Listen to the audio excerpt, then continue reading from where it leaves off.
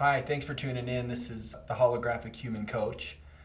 My name's Colby Bronson. This is Sean Nagel and Whitney Huff. Today we're going to be talking to you about the law of reverse effect and the effect that it has on our personal lives as well as yours. When it came to Colby's turn to do an introduction here, I kind of shined the light on him a little bit and told him how good he's probably going to do presenting his introduction. And his response was complete doubt. And when I was saying something very positive and uplifting for him, that was his response. So this is the way the law of reverse effect plays out. We hear something really good about us, and our reaction at times it's more of caution versus thank you, I know. Brings up the negative aspect. Right. And it's an immediate, and unfortunately it happens more often than the opposite of that, which is beneficial for me in that situation would be to just say thank you and accept the compliment that you gave me. You saying, let's hear Colby, he's going to be a rock star, and then me say immediately, oh, thanks for the pressure, and doubt exactly that which you complimented me on. It's unfortunate that we allow consciously the other information that really isn't even relevant to the situation. Right. And the way the law of repetition and the law of compounding comes into play is we get this response. We're told you're very intelligent, and there's a part of us that processes this as, oh, am I dumb? Am I not smart enough? And with repetition and compounding of this going on, this can be very dangerous for us in our lives. Well, and this is just the way the subconscious works. When we talk about a law, it's one of the three laws: the law of reverse effect, the law of compounding, and the law of repetition. Mm-hmm. So what he's talking about is you have to process. If something's hot, my subconscious will automatically process cold as well, so it can tell the difference from the two. So he's talking about giving him a compliment. Your subconscious will automatically process the negative, so it can experience both, and it gives you choice, right? But we've been so programmed in our lives, these beliefs comes up because we doubt ourselves. We have these negative beliefs that are programmed in, and still the beautiful thing about this is the opposite's in there, and we can choose what our conscious focus is. This law literally gives us as humans choice, and how amazing is that our brain literally processes the opposite of everything. It just automatically processes that, and it's stored in there for conscious access anytime we choose. You have to be aware, as he said that to Colby and the negative came up, Colby has choice in his response, what he chooses to focus on. It gives Colby choice. To be able to be aware of this in our lives, then we can choose to change it and focus on, I am a rock star. Yeah. One of the most important things to understand about the law of reverse effect is what Whitney and Sean just mentioned about the law of compounding and repetition. The way that our subconscious stores and files this information is through the laws of compounding and repetition. So from birth until now in our life, we've been programmed through our environment and our conscious perception of the things that are happening in our environment, right?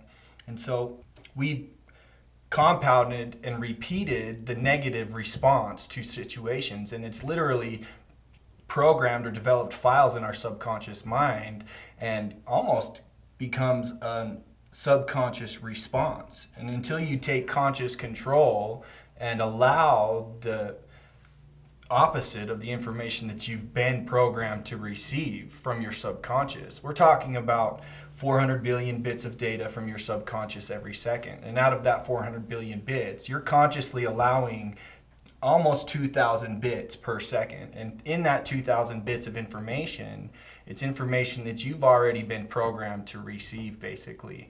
And so the unfortunate part about it is that we've allowed ourselves to be programmed to receive the negative, to automatically doubt. And I say automatically because I mean literally automatically. Your subconscious just sends it up because it's a pre-approved program from your conscious mind. And you're automatically doubting that which was said good about you, and it could be beneficial to your belief in your own character and your values in life. So, yeah, the amount of choice that we have, for us to process things, you know, as is and its exact opposite. There's a whole lot of choice through the middle of all of it. Yeah. A whole lot of choice that we've never been aware of. Right.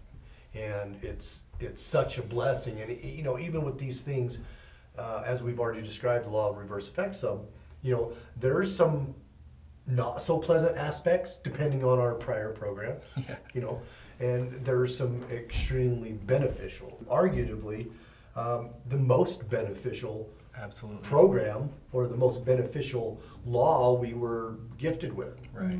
because it's what gives us choice. And to realize how much choice there is. Even to realize the choice to come up with, as Janie's come up with, ways to negate the law of reverse effect when it's playing negatively in our life. Yeah. You know, and that's awesome. Really, I think to add to that, Sean, or rather, let's talk about some of the simple ways to describe the law of reverse effect. You know, you've heard it said there must needs be an opposition in all things. And really what I think this is getting at is the fact that you couldn't know what light was unless you experienced dark. You couldn't know what truth was unless you experienced a lie. You couldn't know what hot was unless you experienced cold. And so in order for us to literally have choice, or some say free agency, right? Your subconscious mind has given you the miracle of the law of reverse effect. It's processed dark and everything in between and light, so that when you are faced with an opportunity to choose, you have literal choice. If all you ever knew was dark, you wouldn't ever have anything to choose from. You wouldn't know what light was from Something the beginning. to compare it to. Right. Without this law, we would be Robots. Robots. It's what literally gives us true choice. And you know, one of the easiest ways, and it's very simple actually, ways to stop the law of reverse effect from happening in your life, it are a few or a couple very easy techniques that you can do in a matter of minutes, and you can literally reprogram your mind. You can reprogram your conscious response to information. And what we're talking about is a technique, first of all, called the absolute truth.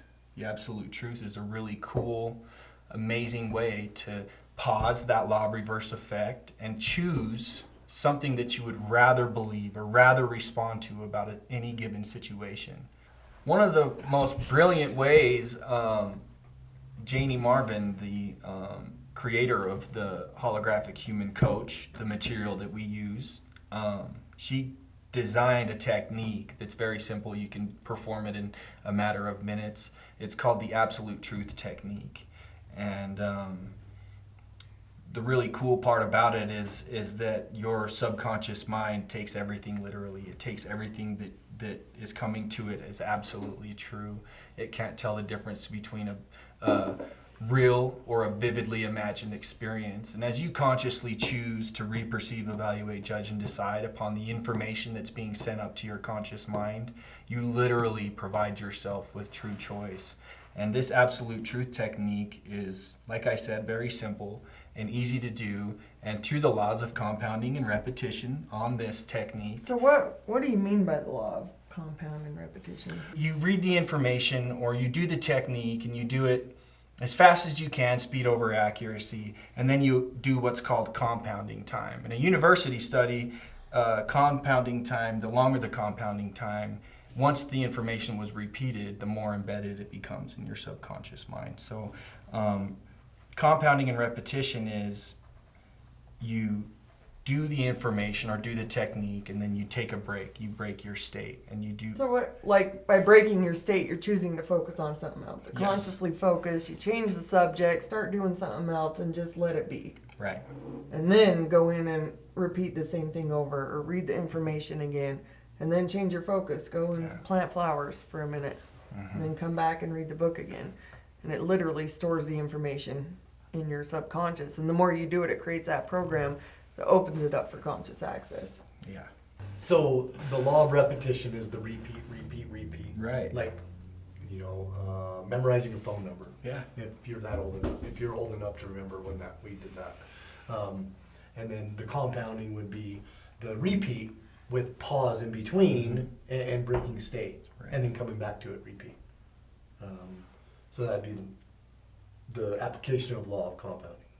Yeah, Sean, I would be delighted if you would share your college studying story with us, because it really explains this in a application, the process of its application really intensely, and it's really cool the way it worked for Sean when he was studying in college. I was actually in treatment at the time, taking a upper level health course at UVU, and so everything's really technical, a lot of memorization with things.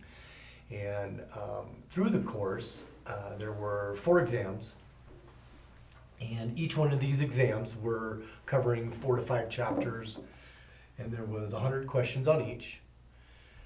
And the average time for me to complete one of these exams was a little over 4 hours. Okay, when it came to the end of the semester, I'm studying for this final exam, and it's going to be 100 questions. It's going to cover everything throughout the semester. So it's not just focused in on 4 or 5 chapters. it's the whole thing. And we got the opportunity to put a study guide together before taking the final. I went on a home visit from the treatment I was at, and one of my home visit requirements was that I was home working on my family, being with my family, and working on creating rebuilding the relationship with my wife and kids. And so as I sit home working on this study guide and getting ready for the final, I'm super stressed out. I'm frustrated because I'm not with my family, and I'm at home and I'm struggling that I'm hyper-focusing on school when I should be at home, focusing on my family. And I know that I'm home on a home visit doing, going to be taking a final, but it was just too much. Like, it shouldn't dominate everything else in the world, especially when I have a wife and kids. And so I was so frustrated. I'm on the phone with Jamie. I'm kind of in tears, and she says, "Well, how do you learn?" I'm like, "Well, I just learn things." "No, Sean, how do you learn?" And I said, "Repetition and compounding." She said, "Right." She goes, "So how can you use repetition and compounding in what you're doing with your studies?" I said, "Well, the repetition would be doing it over and over and over, and I get to still put the study guide to be able to do that together, and the compounding would be taking breaks in between, and then totally breaking state, doing something else, coming back to it." She goes, "So do that." I'm like, So simple. "So simple. Why am I on the phone with you?" And she says, "Just repetition and compound.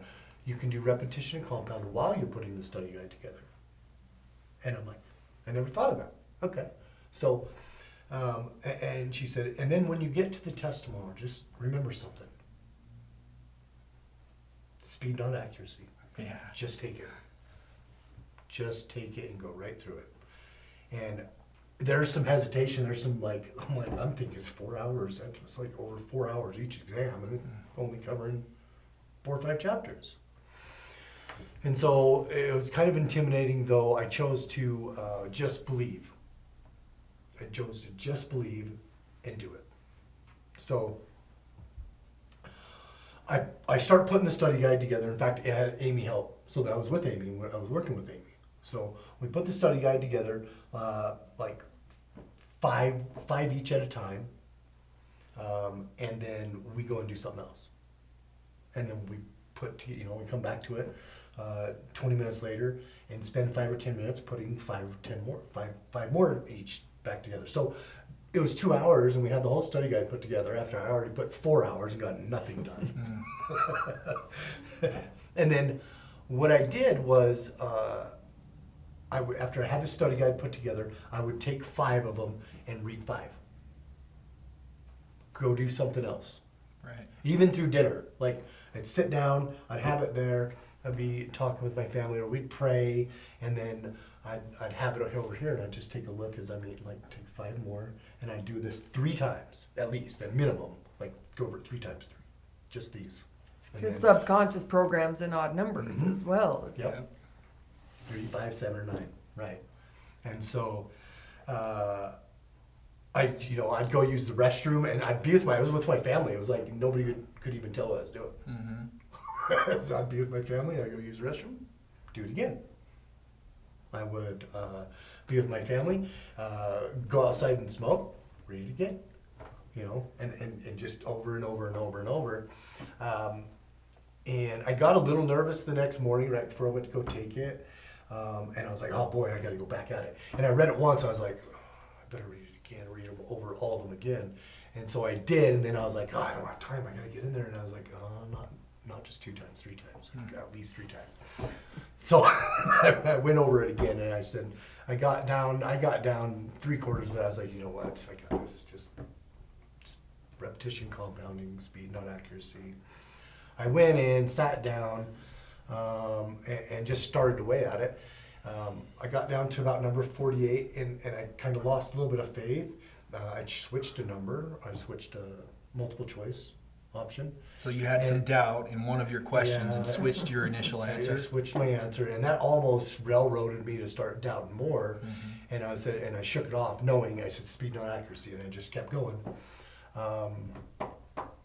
The response from the person at the testing center was like disbelief that I'm done. I just sat down, like there was a problem or that I cheated or something. Wow. And I looked at the screen at the time it gave me, and it was 15 minutes and 50 seconds exactly. In a 4-hour exam.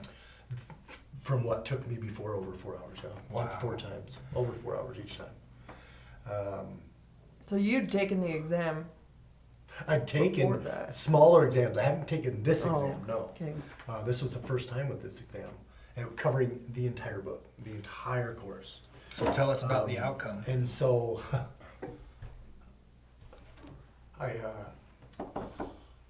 when you're walking out of the testing center, there's a screen up there, and it has all these people that are taking these finals, and it shows a score on it, and I was like, I missed one. Yeah. I was like, fuck.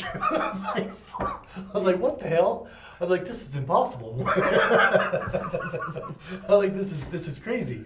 And I was like, am I reading that right? Is that the right percentage and the right missed on this test? And they said, yeah, that's right. I just started bawling. I go out to my car and I called Jamie and tell her what happens, and she happens to be in group, so she puts her phone on. She puts her phone on speakerphone, yeah. And I'm sitting there telling her what happened, and then I get home and I look over my test and which ones I got wrong, and it was number 48. The one you had doubted yourself on. The one I changed. Right. Yeah. That's such an incredible story. Yeah, and it's just an example of the law of repetition, law of compounding, because it's the way we've learned. It's the way we always have learned. Yep. Repetition and compound. You think about when you learn how to walk. You literally, it was repetition, compounding, and modeling. Same thing with language. Repetition, compound, modeling. Everything we've learned this way. So when we're conscious and we're aware that this is the way the human being learns, we have a whole lot more choice. Or we're aware of a lot more choice and a lot more options.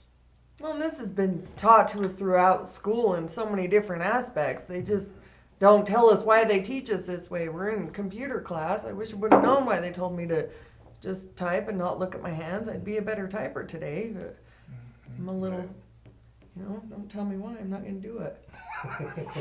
And even this discussion of the law of reverse effect, right? We've gone at this 3 times at least I have, Yep. or 4 times, outside of my regular teaching. I'm talking about just here on camera, Yeah. and already this has a lot better feeling than what I've experienced so far, you know? Maybe more organic or whatever. It's just more comfortable. Well, and it's directly attributed, like you said, to the law of reverse effect. You've done this lesson now. This will be the 4th time. The 3rd time, it probably got a little bit cemented into your subconscious, provided you with a little bit more conscious choice in regards to the subject matter. It's really interesting. I was annoyed just because of my personality type, I guess, growing up. It was kind of annoying for me to do anything over and over and over. Right. I was like you, I didn't know that this is going to help me learn it. Yeah. I had no idea. But I was using it at the same time because I'm back from the time when you had to remember phone numbers and you couldn't make that phone call anywhere unless you were at a house next to a wall, you know? Mm-hmm. So we had to remember those phone numbers. Yeah, even that today, it affects us, right? We're using our cell phones, the spelling, the auto text, right? The phone number is programmed in there. You just go to the person, so we lose some of that. You know, Colby talked a little bit about an absolute truth technique and a weave technique that are very beneficial to use. And the absolute truth technique, as we talk about these things, the reason it's called absolute truth is because there are some things that there is no opposite to. There's no opposite to my name's Whitney. There's no opposite to I was born in July. Those are things that are absolutely true, so it can't process an opposite. So as we do these things with I am statements, most of us have heard of positive affirmations and how beneficial they can be in our lives. And so to me, it just takes a positive affirmation to a higher level as you're working with your subconscious, with the laws, the way your subconscious works. It is more beneficial with the positive affirmation. So you would state 5 things that are absolutely true. My name is Whitney. I was born in July. I'm a female. I'm 35 years old. It's Thursday.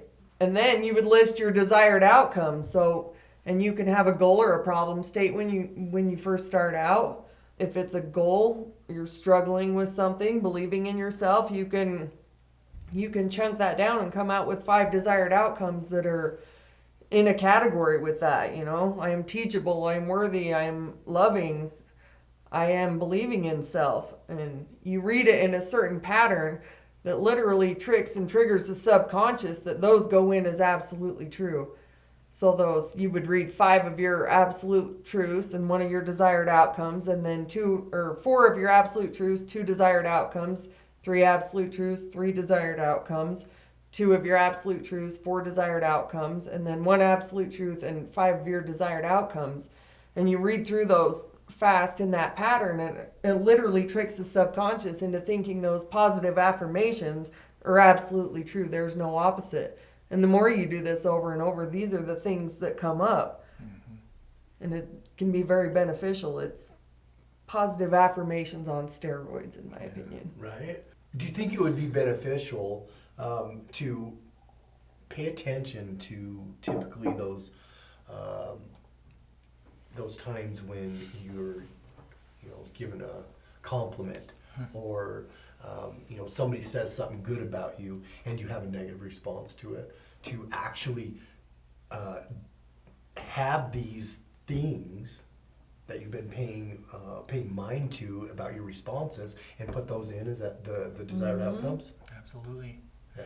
I was watching this show the other day, and it talked about positive affirmations and how somebody could go on doing positive affirmations their whole life and it never really have a relative effect until they put action behind it. This is a great way to put action behind your positive affirmations, literally writing down these things that, like Whitney said, are absolutely true and that they don't have an opposite, and giving yourself the 2-second pause where you can embed one of these, like I am powerful, I am confident, I am strong, I am loving. You can embed one of these commands, and through the laws of compounding and repeating, these things become truth to your subconscious mind. And so that when you do encounter a situation where this counterexample personality or this doubt or this skepticism or this mistrust comes in and wants to doubt that which is beneficial for you, you'll start to consciously allow these things that are already true about all of us. And the thing is all of these abstracts, these spiritual intangibles that we talk about, love, compassion, honesty, hope, strength, respect, patience, all of these things that you can't go to Walmart and buy, you can't find out on the street, success, anything that is going to be beneficial for you, they're already within us from the beginning. Because of the law of reverse effect, anything that we've experienced that is hurtful or bad or malintentive in our life, be it victim circumstance or not, anything of opposition in our lives, our subconscious mind has done us the miracle of processing the opposite of these. And so that stuff is already in there. We just get to consciously choose to focus and have the positive potential that's within our subconscious mind already. It's already there. These things that have caused us hurt and pain in the past, our subconscious mind, due to the law of reverse effect, has given us the positive aspects of these, the value, the meaning, the purpose. And we get to consciously choose through these simple techniques to not be the counterexample personality, to believe these things that people are saying about us. We are all spiritual beings here to live a mortal existence on this earth. And as we be our spiritual abstracts, these things that people say about us that are good, that are beneficial for us, we get to believe. We get to be these things. They're already here. We just get to choose to have this information about us instead of that information that we would rather not think about ourselves. Yeah. Do we talk about like that this is used all the time? Oh boy. Like, is that, because it's like, it's fucked up. I'm going to Sears and I come out with a vacuum, or Car I go to salesman. Outback and I'm buying lava cakes when I don't even want them, and Right. I can use this to like build my life up instead of buy lava cakes and vacuums. What Whitney's talking about is this isn't new. No. The name is different, but the concept is not new at all. We have salesmen that have been taught to use this. We've got law enforcement, government agencies. You think about all of these individuals that you hear about getting out of prison because they didn't actually commit the crimes they admitted to. This is the law of reverse effect playing out. They get talked into admitting to this when they didn't because they believe they've done it. Well, I mean, you go into a restaurant and it's welcome to Outback. Have you been here before? My name is Whitney. I'll be your server today. And they're hitting you with absolute truths. Can I get you a cherry limeade? And slide it in. And then they just keep implanting. That's how you upsell. You get those amazing phone calls from the telemarketer. Hi, my name is blah, blah, blah, with such and such. And can I ask you a few questions? And they just slide it in. Yep. So, I mean, this has been used and going on for decades. So they know the way our brain works. Everybody, they just don't explain this to us. And, we should know the way our brains function and use this for our healing and loving ourselves and being ourselves. Use this information instead of buying vacuums and cherry limeades. That we are beautiful spiritual beings that love ourselves. Yeah, and powers that be have manipulated this information to get from you that which you haven't decided that you want, right? Right. And they've, for their own personal gain. And what we're talking about is using this information that is yours from the beginning. This information is just fact. This is how your brain functions, like Whitney said. And what we're doing here is just teaching you how to apply the concepts which you already do on a subconscious level. These things are just very real. And you get to do these couple of techniques that you can find on our website, theholographichumancoach.com. You can find these techniques on our website that are structured in a way that'll teach you how to do them and its process and application, and start to take back your true identity.